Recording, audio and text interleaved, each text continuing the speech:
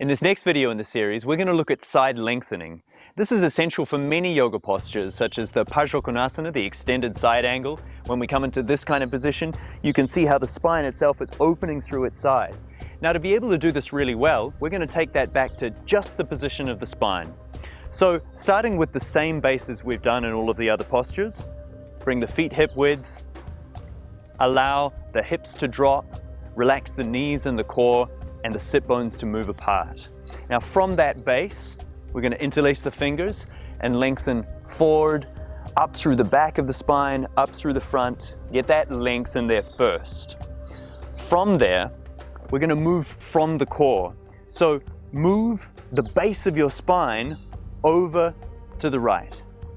As you lengthen up, imagine each vertebrae opening into that side of the body. And you'll feel space come in between your ribs and feel one shoulder lift higher than the other. So lengthen all the way up here. Now to take this even a little bit further, shift your weight over onto the foot on the side that you're lengthening. As you do so, you'll feel the side of your hip open and that side lengths come all the way from the foot right up into your hand. Lengthen all the way up through here. Allow your hips and core to relax.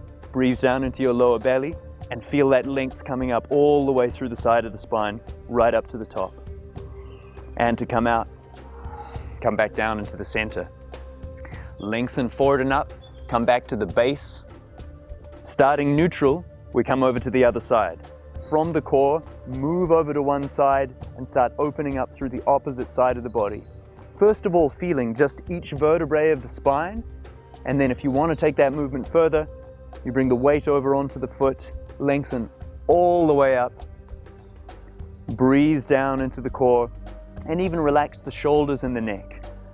So just as Ben showed in the other positions, you always want to make sure that you're comfortable even when you come into the full form of the posture.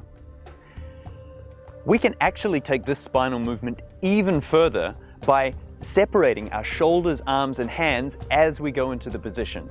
So let's look at that. Taking all of the same base, all of the same principles, relax your body, allow the hips to drop, lengthen up through the spine, and then to come into here, moving from the core, let's open up and now separate your shoulders apart. So one shoulder comes up, one shoulder comes down, and then you lengthen up through the arms and hands, fingers coming up into the sky, and rooting down into the ground. And you'll feel this is even more powerful, especially in the upper spine, because the shoulders work really strongly on the action of the vertebrae in the upper spine.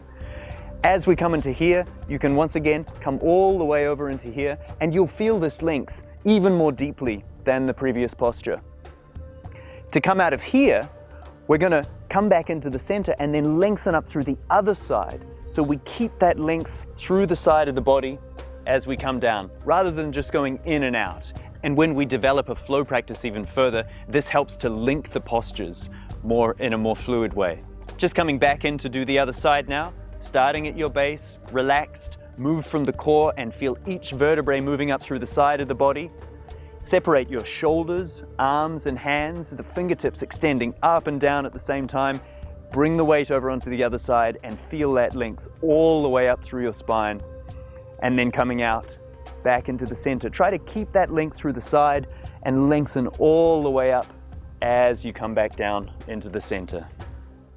Next up, we're going to look at twisting.